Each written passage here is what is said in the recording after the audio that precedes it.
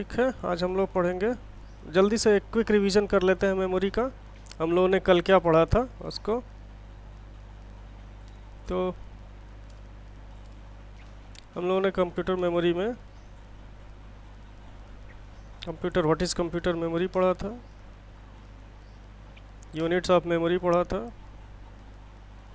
Various relations into unit of memory पढ़ा था, types of memory पढ़ रहे थे हम, प्राइमरी मेमोरी पढ़ चुके थे, रैम और रोम पढ़ा था, कैश मेमोरी पढ़ चुके थे, कैश मेमोरी कैसे काम करती है ये पढ़ चुके हैं। अब हमको पढ़ना है secondary memory. Now secondary memory means the memory which is not directly connected to the processor.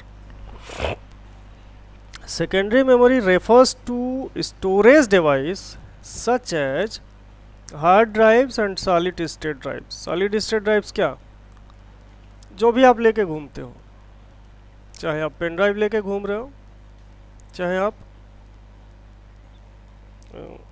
CD लेके घूम रहे हो, चाहे आप डीवीडी लेके घूम रहे हो, चाहे आप मैग्नेटिक टेप लेके घूम रहे हो, चाहे वो टेप रिकॉर्डर का कैसेट लेके घूम रहे हो, चाहे वीडियो का कैसेट लेके घूम रहे हो, सभी चीज़ें।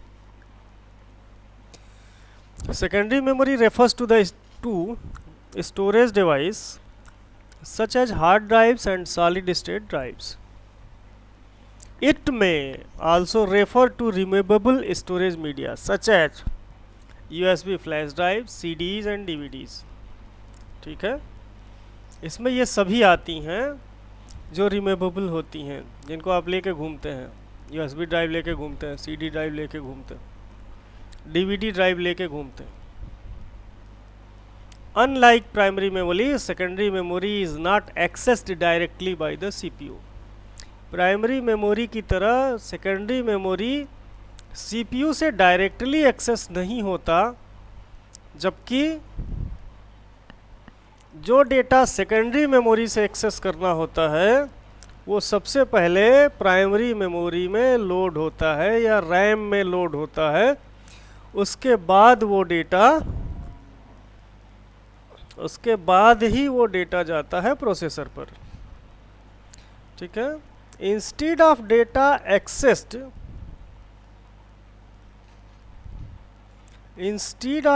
accessed from secondary memory is first loaded into RAM and then sent to processor.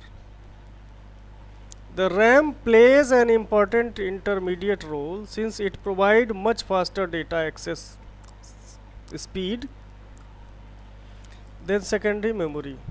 RAM की स्पीड कितनी, प्राइमरी मेमोरी की स्पीड और सेकेंडरी मेमोरी में स्पीड किसकी ज़्यादा होती है, रैम की, मतलब प्राइमरी मेमोरी की. The RAM plays an important intermediate role since it provide much faster data access speed than secondary memory. By loading software program and files into primary memory, computers can process data much more quickly. तो जो हमारी secondary memory के जितने data होते हैं उनको computer की primary memory में लोड होने के बाद कंप्यूटर की प्रोसेसिंग हमारी और तेज हो जाती है. While secondary memory is much slower than primary memory, it typically offer for greater storage capacity.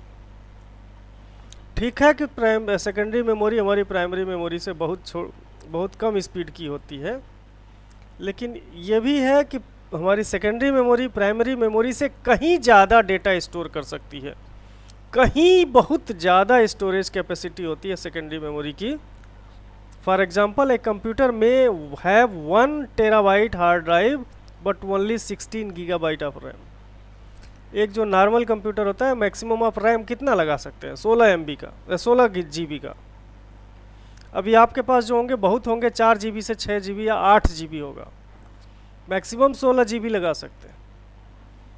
लेकिन सेकेंडरी मेमोरी क्या होगी, कंप्यूटर में हार्ड डिस्क जो आपकी होगी 1 टेराबाइट की होगी, मतलब 1024 GB की होगी.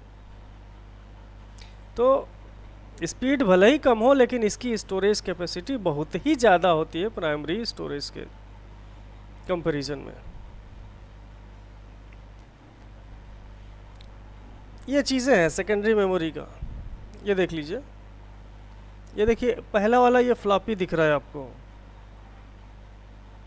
ये ऐसा आपने देखा होगा फ्लॉपी। ये क्या है? मेमोरी कार्ड है। ये भी फ्लॉपी है। ये क्या है? आपकी पेन ड्राइव है। ये सीडी ड्राइव है। ये एक्सटर्नल हार्ड डिस्क है। ये सीडी ड्राइव हो सकती है, या अगर ये सीधा हो तो ये मेरे ख्याल से या तो सीडी ड्राइव होगी या सर ये हार्ड एसएसडी डिस्क है। है। हैं?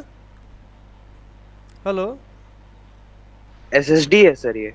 एसएसडी है? एसएसडी क्या होता है सर बता? स्टोरेज डिवाइस ही होता है, एक्सटर्नल स्टोरेज लगा सकते हैं एक्सटर्नल कंप्यूटर स्टोरेज में। डिवाइस। एसएसडी ने ये, अगर इसको पलटे तो हो सकता है ये हार्ड डिस्क का भी ऐसे ही दिखता है, लेकिन ये हमको लगता है सीडी ड्राइव ही है। CD yes. ड्राइव जो उसका जो ड्राइव आती है जिसमें लगाते हैं सीडी। यहाँ पे देखो ये हार्ड यस डिस्क सर। यहाँ पे क्लियर लिखा हुआ है, ये हार्ड डिस्क है। हार्ड डिस्क जो भी होती है, जैसे ये सीडी रखी हुई ना एक एक के ऊपर एक, ऐसे ही हार्ड डिस्क भी एक के ऊपर एक बंचेज रखे होते हैं, इसलिए उसकी कैपेसिटी ज़्यादा होती है। ये सीडी हो गई या मेमोरी कार्ड हो गया। ये देखो टेप आता था पहले, टेप देखे होगे, टेप रिकॉर्डर का टेप या वीडियो का टेप। पहले जब टीवी नहीं आती थी तो वीडियो, फिर ये सॉलिड स्टेट ड्राइव। तो इस तरह की चीज़ें, ये सारी की सारी जो दिख रही हैं, ये सभी की सभी आपकी सेकेंडरी स्टोरेज डिवाइस है।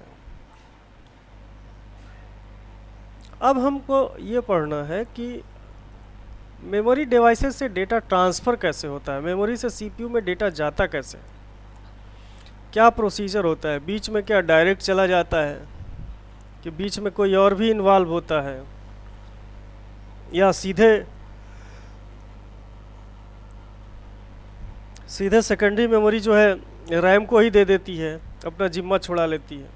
तो इसको हम लोग देखेंगे कि डेटा ट्रांसफ़र मेमोरी और सीपीयू के बीच में कैसे होता है।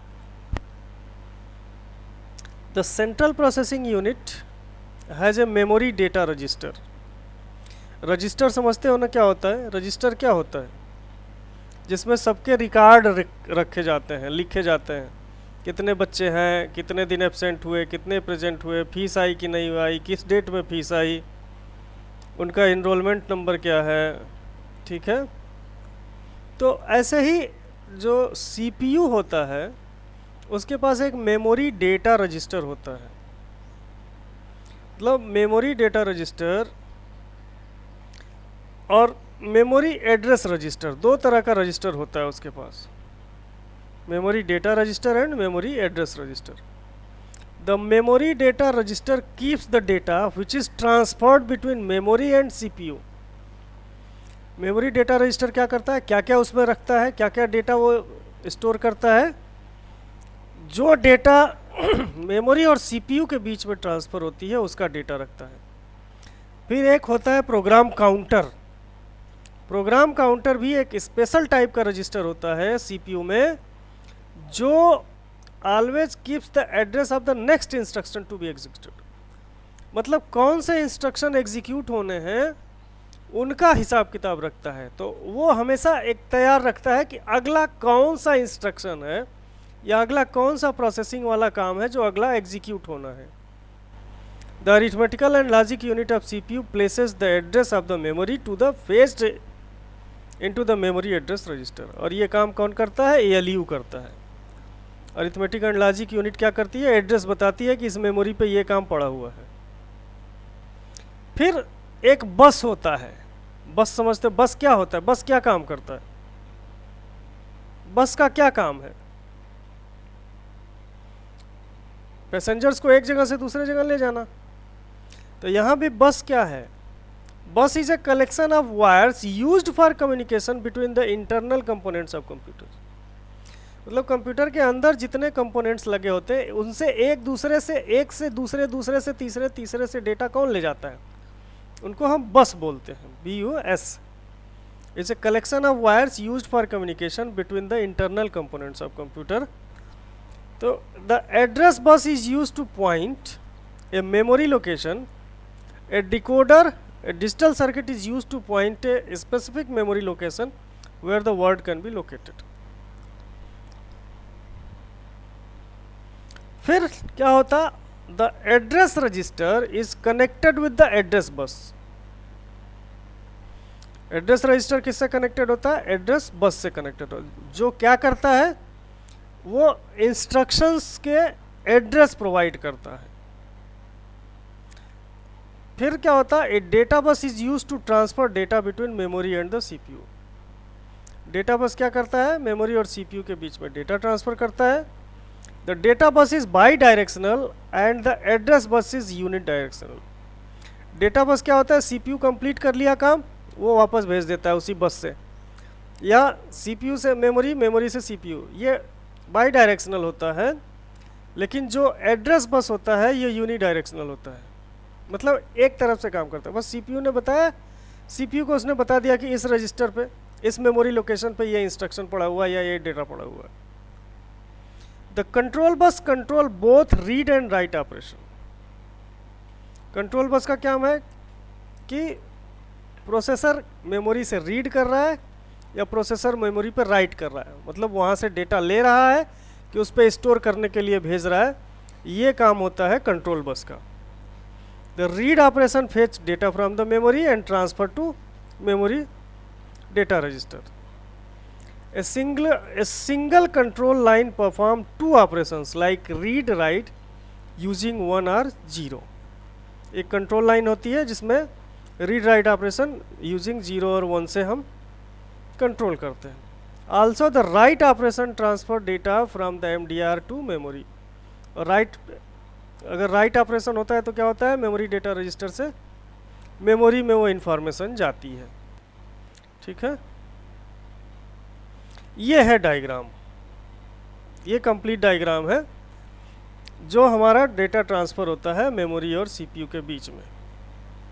ये देखो, ये पूरा सिस्टम बस है. ये तीनों, ये control bus, address bus, data bus, इनको सिस्टम बस बोलते हैं. और अपने अगर कंपोनेंट, इंटरनल कंपोनेंट भी आप देखेंगे जिसमें रैम लगाते हैं, किसी में कोई कार्ड लगाते हैं, किसी में, वो सभी बसेज हैं. उनका काम क्या होता है, इंटरनल कंपोनेंट्स में डेटा को पहुंचाना. यहाँ पे देखो control bus, address bus, data bus. यहाँ पे देखो इनपुट डिवाइस, मेमोरी और सीपीयू, ये पूरा कंप्यूटर सिस्टम. क्या काम है, input and output device, control bus, address bus और आउटपुट बस, दोनों पे डेटा आता जाता रहता है.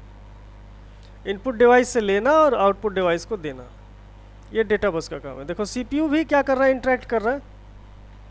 सीपीयू से दोनों तरफ का इंटरेक्शन है. देखो डेटा बस से सीपीयू, सीपीयू से डेटा बस, सीपीयू से एड्रेस बस, एड्रेस बस से सीपीयू, सीपीयू से कंट्रोल बस, कंट्रोल बस से. अब मेन अपना मेमोरी में आके देखिए, मेमोरी क्या करती है, कंट्रोल बस बाई डायरेक्शनल है. देखो दोनों तरफ से मेमोरी आ रही है, जा रही है, मतलब रीड राइट ऑपरेशन हो रहा है. फिर यहाँ पे एड्रेस, कोई आया है देख लेते हैं. ओके,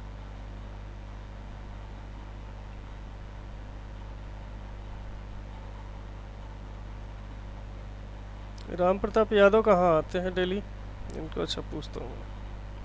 ठीक है, ये मेमोरी देखो, एड्रेस बस से क्या होगा, एड्रेस बस से देखो यूनि डायरेक्शनल है, सिर्फ ये एड्रेस मेमोरी को बताता है, और ये डेटा बस दोनों तरफ से. तो ये वर्किंग है data transfer between memory and CPU का. ये दो हो गए हैं लग रहा है, कोई बात नहीं. आज का क्लास इतना ही. Thank you.